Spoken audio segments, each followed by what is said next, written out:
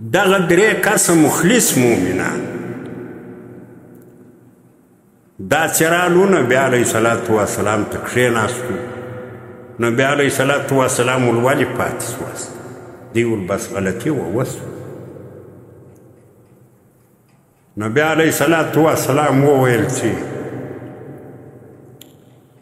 ستاسې په رابطه به فیصله اعلی کړي، زه یې نه کوم. بیا یې اعلان وکړي چې له دغو درو کسانو سره به هیڅوک خبره نه کوي، نه به څوک د سلام جواب ورکوي، نه به څوک سلام وراچوي، چې څو الله د دوی په شان کې فیصله کوي. الله جل جلاله 50 ورځې وروسته د دوی په شان کې فیصله وکړه. دا درې کسان فقط په مدینه منوره کې دغه درې مخلص مؤمنان پاتې: کعب بن مالک و، مراره بن ربیع، هلال بن امیه. دا مراره بن ربیع، هلال بن امیه دا خوب بدری صحابه و. کعب بن مالک هم په نورو ټولو غزاګانو کې شرکت کړی و، یوازې له بدره ماس مګر په دې تبوک کې پاتې شو. بیا یې عذر هم نه ووایي. دا یې فیصله وکړه چې د الله پیغمبر ته به رښتیا ووایي چې الله څه فیصله کوي هغه به وکړي. 50 ورځې تېرې سوې، ډېر دا درې کسان پریشان سو، سخت پریشانې را. دې آیات نمبر 118 کې د دغو کسانو واقعه بیانوي.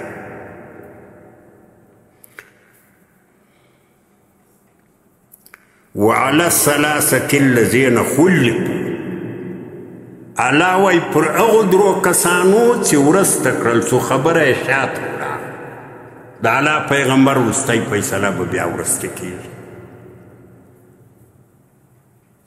او مؤمنانو ته نبی علیه الصلاة والسلام وویل چې خبره به نه ورسره کوو.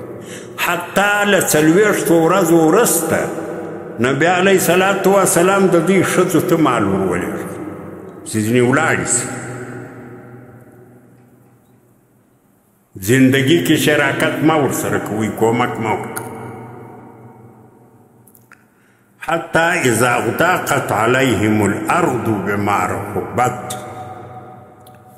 تنګه سوه پر دوی مځکه سره له پراخۍ، څونه پراخه مځکه ده پر دوی تنګه سوه، سخت پریشان سوه. دا اوس تفصیلي کیسه خو یې ډېره اوږده ده. به هر حال وضاقت علیهم انفسهم، په خپلو ځانو کې پریشان سو ډېر سخت.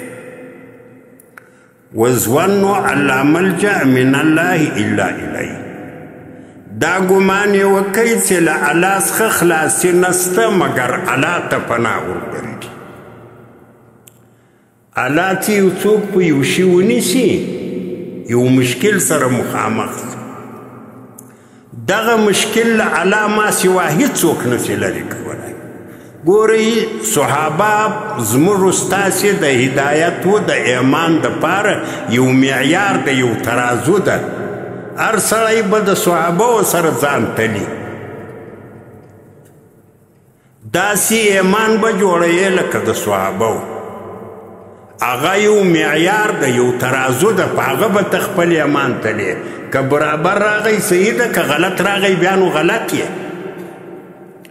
وظنوا ان لا ملجأ من الله الا الیه، دا ګمان یې وکړي چې له الله خلاصي نسته مګر الله ته پناه وورکړي.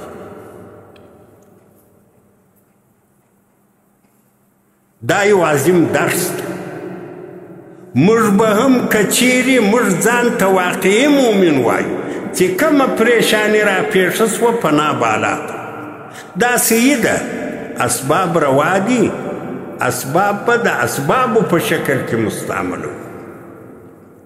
ډاکټر ته به ورځو دوا به کوو، یو ملا صاحب ته به ورځو یو دم به کوو، مگر نه به ډاکټر موثر بولو نه به ملا صاحب موثر بولو.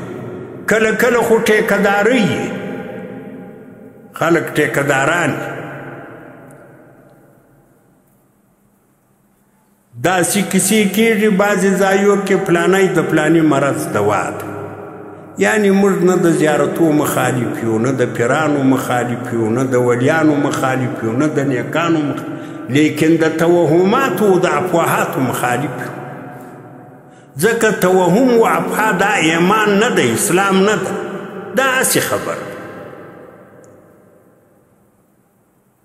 وای پلاني ویل چې دغه د کمار وخوړې مثلا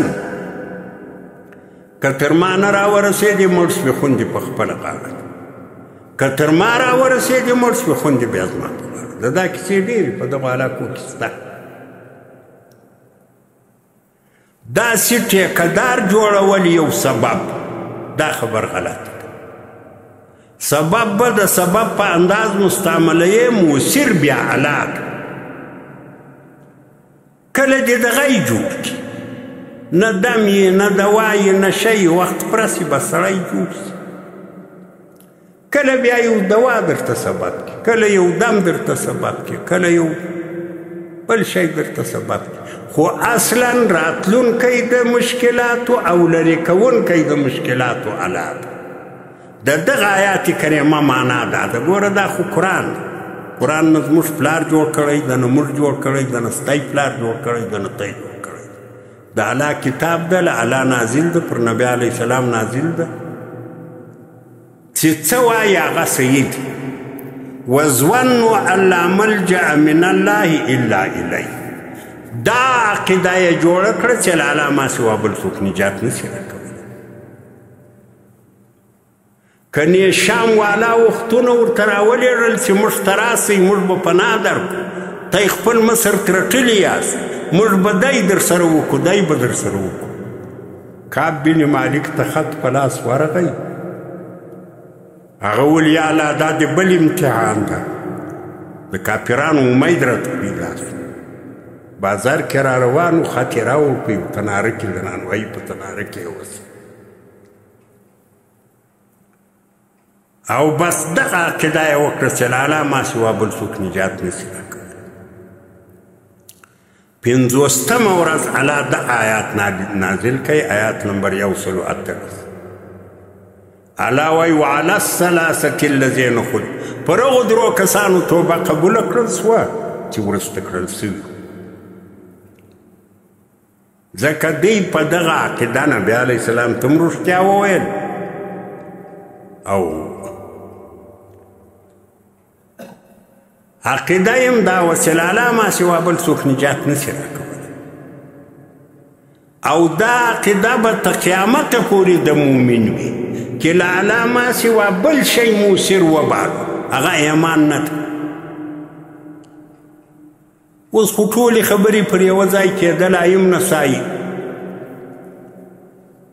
بل ځای کې دغه آیات یو ځای راځي، په سورت انعام کې راځي یو بل آیات. یو چا چې ایمان راوړی له کفر سره یې ګډ کړی نه وي، دغه خلک پر هدایت هم دي، نجات والا دي. دا په سورت انعام کې ایمان له کفر سره ګډېدن دا ده. نوم دې د مسلمان یې، ږیره دې پر مخ یې، وځې ننوځې، جمع ته راځې، مګر له الله ما سوا یو بل طاقت هم موثر درته ښکاري. د صحابهو په تاله چې ځان تلې، دا آیت ټول داسې وظنوا ان لا ملجأ من الله الا الیه. دا عقیده یې جوړه کړه. ژوند دلته په معنا د یقین ده، ګمان نه ده. قرآن کې ډېر داسې ځایونه یي ژوند په معنا د یقین راځي. دا یقین یې وکړئ چې له الله ما سوا بل د خلاصۍ ځای نشته. الله یې توبه قبوله کړه. ثم تاب علیهم، د توبې توفیق یې ورکوي لیتوبو، دوی توبه وکړي. ان الله هو التواب الرحیم. الله پاک توبه قبلونکی د رحم والا ذات